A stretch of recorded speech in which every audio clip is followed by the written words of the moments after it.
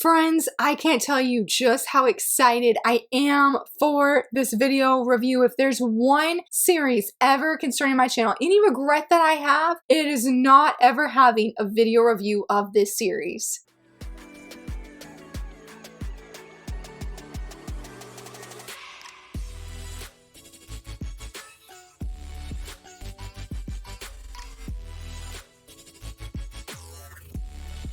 Hello friends, happy Friday. So very excited that you're here. I am so excited for this review. I did a video review of it 2 years ago. I think it was during my first 25 days of Shoujo manga event. I went to go edit it and I was like, Laura, this is spoilers galore. You can't post this without having some kind of warning at the beginning mentioning that. And so I deleted it with a lot of sad feelings. And since that time, I have always wanted to come back and actually do a formal review. And shout out to my friend Coco because today that is finally happening. The series I recently buddy read with her because she had shared, I think it was an Instagram post saying that she wanted to reread this series again. I have been feeling the same way because this is definitely a series I've come back to numerous times. Like with Kimi Todoke, I will pull out a random volume and just sit and read it and then skim read my favorite, or like skim read parts and then read my actual favorite parts. And that manga that we decided to buddy read and come back to was Shortcake by Sue Morishita. I love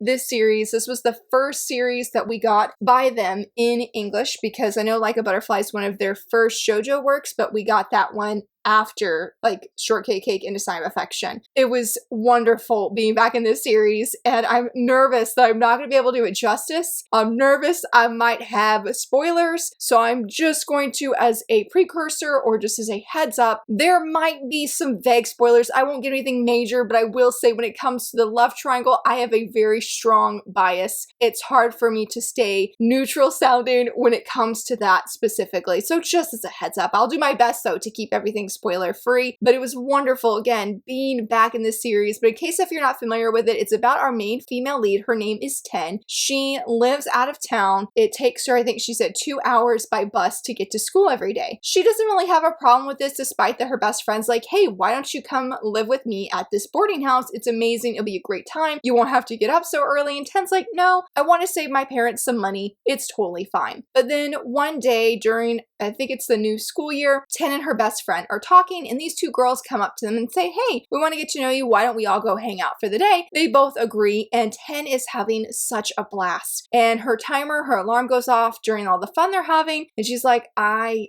have to go leave soon to get the final bus to go home. That's the first time that she's really felt like, I really don't want to go home. So she gets up, she goes to leaves, and she's walking, and her best friend races after. She's like, hey, why don't you spend the night with me so we can keep hanging out? So she does, and she goes to the boarding house and she sees how amazing and special it is and decides to ask her parents and make that decision to come live at this boarding house where she meets all these amazing people. And so begins her story living at this boarding house. But there is so much in this series. It is unbelievable almost, because I feel like when you start Shortcake, you come and you're expecting, or maybe not expecting, but you come and you start, it starts setting up the romance and you're like, oh my gosh, this is so fluffy, this is wholesome, this is sweet, this is everything I want in a fluffy romance. And then we get about halfway through the series, about volume 8, there is a gradual shift in this series that's happening. Like I remember my friend, I think it was Suzuki Notes, she made a comment. She says the first series is one thing and the second part of the series is another. It's almost like 2 series combined in one. And I really genuinely think that is true because the reconciliation that happens in this manga that's not related to the romance is one of the most powerful reconciliation I have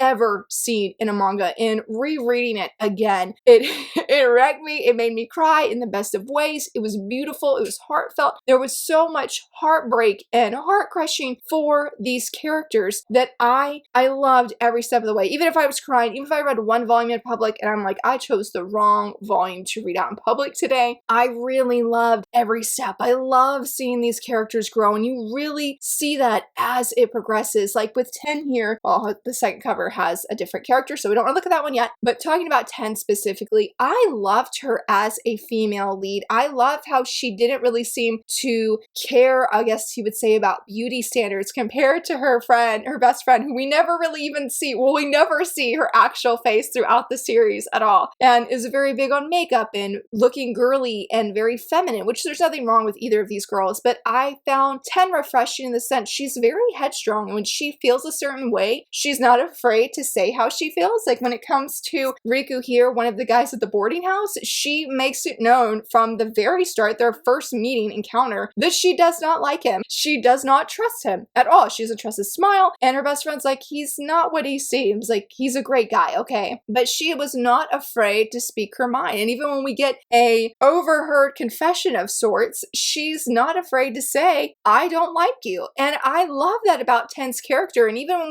when I was rereading the series, you can definitely see like it feels very jolting the first time when you have, I said, like the fluffy romance in the beginning, and then later on you have this family drama and reconciliation. I didn't see the signs that were setting up in these first 2 volumes of what's to come later on. But rereading it, I saw them, and you can see like there's something not right. Like when a character comes on the scene, things were just not right. And it's like, I can't put my finger on it, and it didn't seem that big of a deal. That character that comes on the scene, he just causes problems, but they're very minor. And then the next day, everybody has sort of moved on. But when it came to that character, Ten was not afraid to speak her mind. She takes a wooden katana, for crying out loud, and pulls it out on this other character. Nobody was expecting that. And so I love that about our character, that we continue to see that as the series went on. Now, I will say there is a brief minor arc when she realizes she has feelings for a certain character. She has a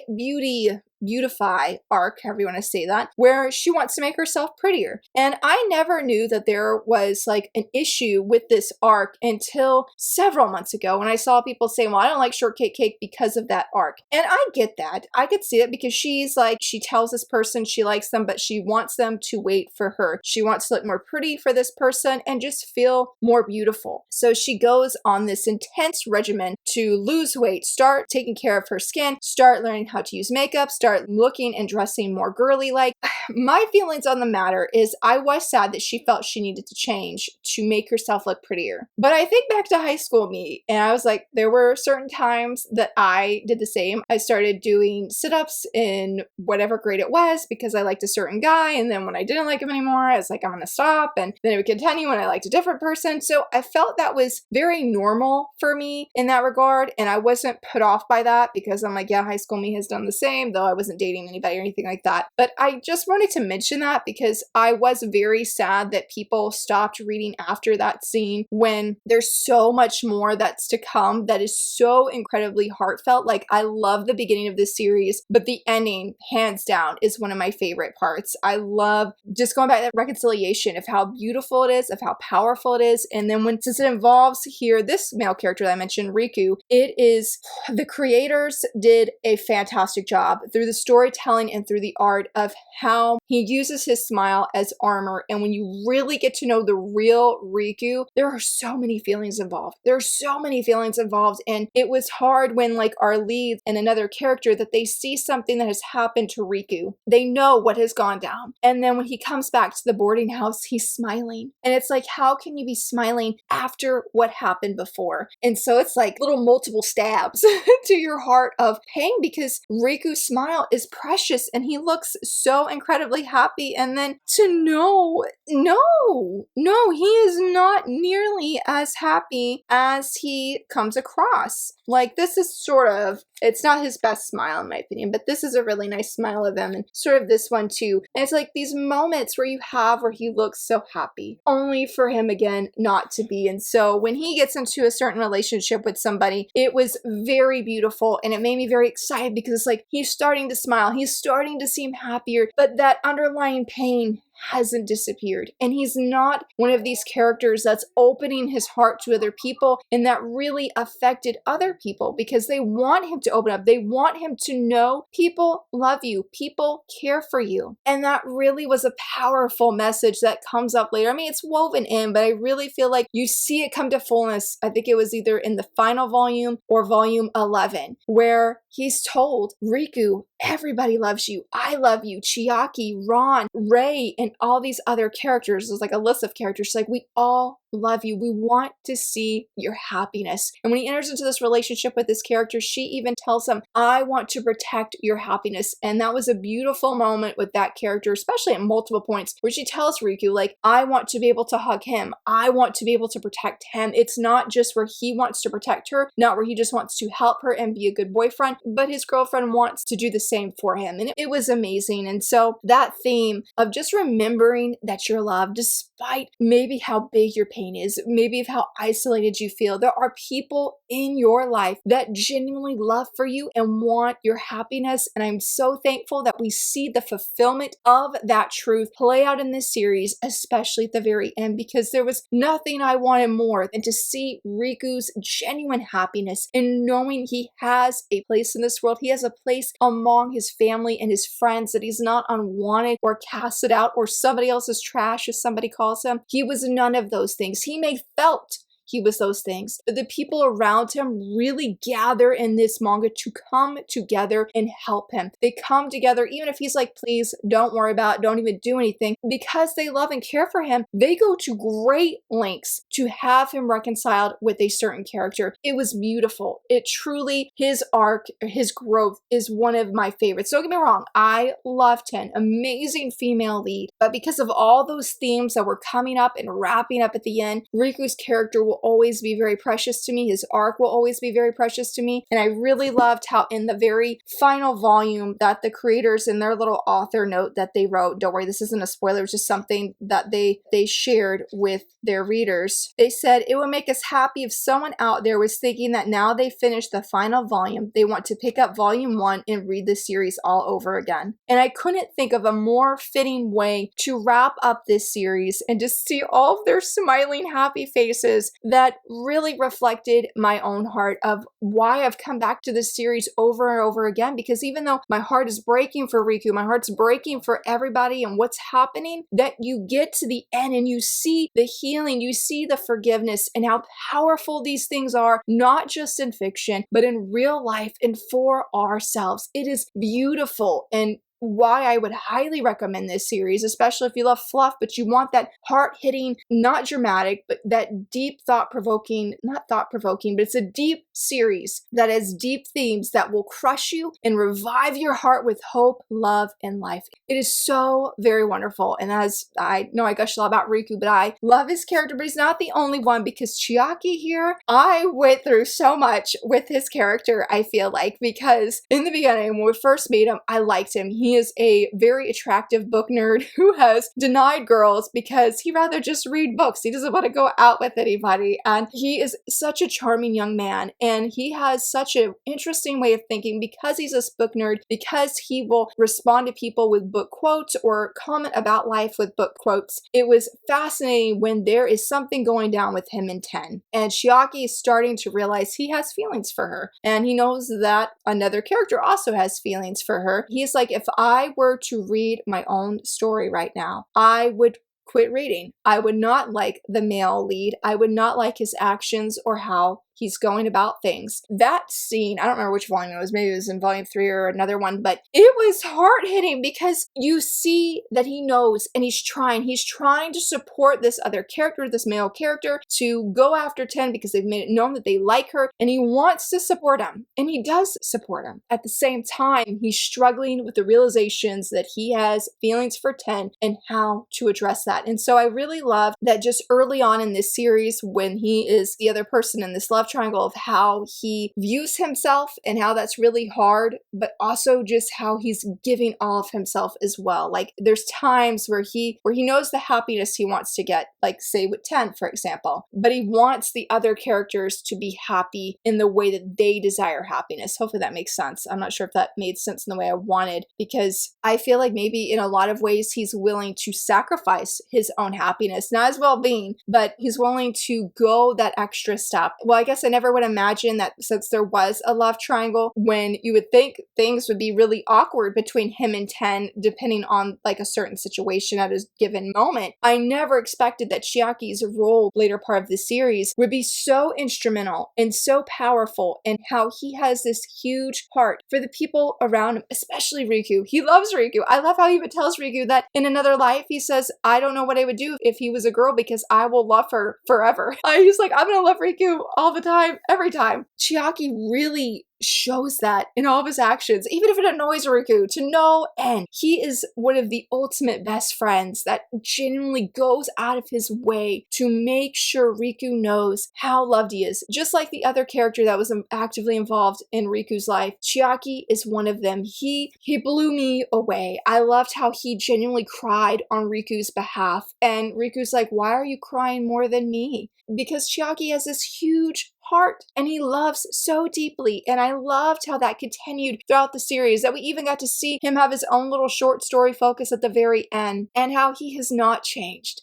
He has his bookish passions. He still puts off women and is like, I'd rather just be reading. But he never once changed of loving the people around him and being there for him. And so I really loved how he was this attractive guy who was not afraid to cry, who was not afraid to get emotional, who was not afraid to be very blunt and honest, almost to the point where it was like he was sort of naive about it. He is a wonderful and fantastic character. And I guess when after my initial reaction and first impression of him and shipping him with Ten, and then like things happening, I'm like, oh no, I'm not Team Chiaki anymore. I was still Team Chiaki by the end, even if it wasn't because of a romance. I just loved his character, and I feel like it can almost be like his story and transformation could be pushed to the sidelines because Riku's is so much greater and gives you all of the feels. But again, what I was saying about Chiaki, of how he viewed himself, putting his life through a bookish story to how he was at the end, was really, really incredible. Like, I don't think I could read one of the final lines that he said in here, but when he talks about his life and viewing it through a novel,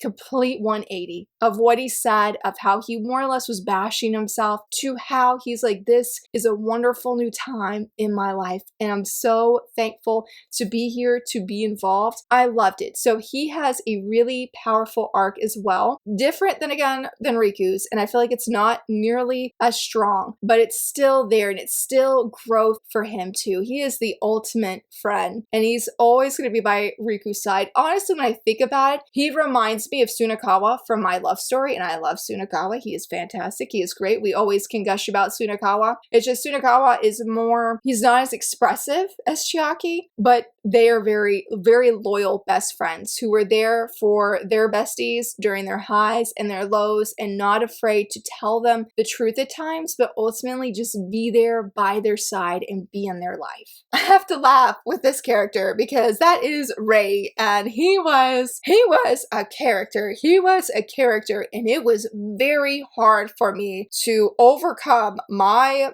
I don't think grudge is the right word, but my feelings towards him, because when we first meet him, it is not good. And he is a straight up jerk at multiple points in this story, that it is hard to have any kind of nice feeling towards him because he's just mean and he calls Ten ugly. He goes and he does something to Riku, and he is just at every given point, it feels like in the early part of this series, it's just a negative reaction, a negative encounter with nothing positive, period. I feel like that sounds really harsh, but he is a very harsh character in the beginning, and it was just like, dude, you are such a jerk. Why are you acting like this? But that is the thing. Coming back to that reconciliation, he is one of the major characters involved, and when you really get to see the truth of why he does the things he does, not to justify it, and nobody justifies it as an FYI, but when you see his pain and you see the hurting and you see why he's acted the way he does, man, my whole view of him changed. My whole view of him changed. And I'm thankful that the people around him, especially 10, help him. Like, don't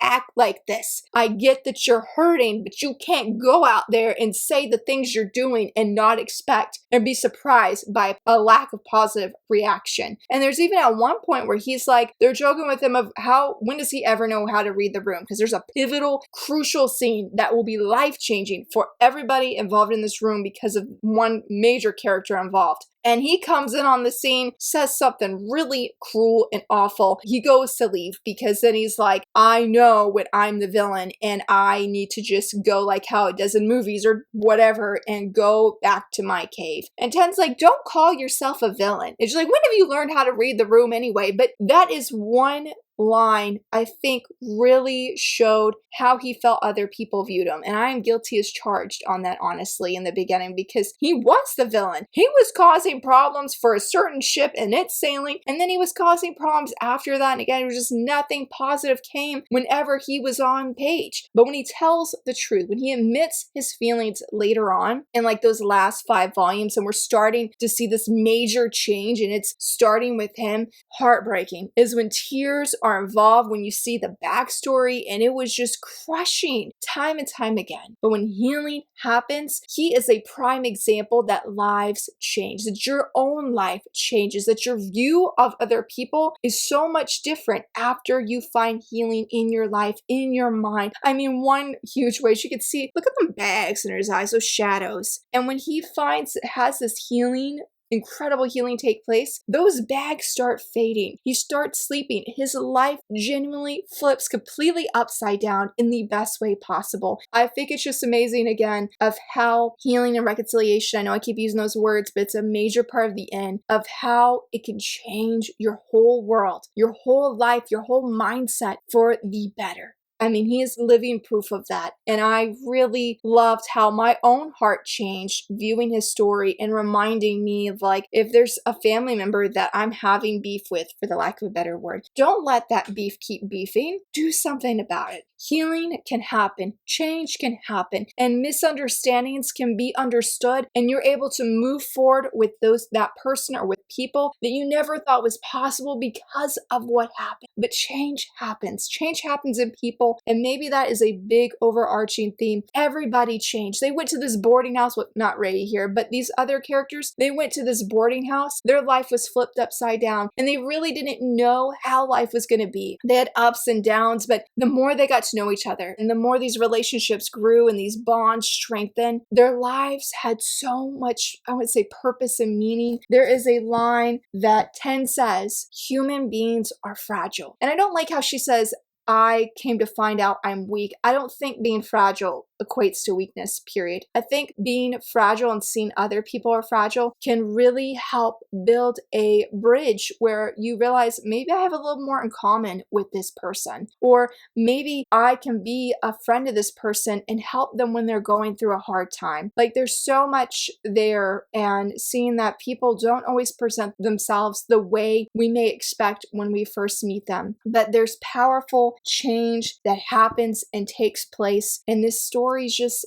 a testimony of that. I loved it so incredibly much. The characters shine and the romance is fantastic, but the ending, I would just say that this is a series that you can't just read for the fluffy romance. You gotta read for the last 5 volumes and to see that healing that takes place, because it will encourage you, it will inspire you, make you want to be a better friend or a better partner or a better spouse. It is truly a series that I feel like goes above where it's just fiction. These are just characters. I mean, I feel so attached to these characters, and when I finished the final page last night, I was like, I'm not ready to say goodbye, because I loved the journey that they took me on. I loved how they challenged me as a human being, as an individual, to change and not, again, let those misunderstandings dictate my life, dictate my actions, or the things I think in my mind and my heart. It is very powerful and very wonderful, and if you haven't read this series, I would highly recommend it, especially, again, if you want the best of both worlds with that fluffy romance and then those heartbreaking, heart-moving themes that are going to impact you in a way where you're like, man, I'm so glad I read this series. I'm so glad I read it. I really love when shoujo manga specifically challenges us as readers, and that it's not just fiction anymore, that it becomes something that's close to your heart and again impacts you in a powerful way. I will stop rambling there. I would love to touch on some other things, but honestly, I'm happy with how I was able to share my heart of how I love this series, and I really hope that people give it a chance if they haven't already. And if you have read it, please let me know. What did you think of it? Who's your favorite character? And let me know too, have you ever lived in a boarding house? Have you ever wanted to live in a boarding house? Let me know down below. And if you enjoyed this video, please give it a thumbs up and subscribe. And thank you so much for watching. Bye!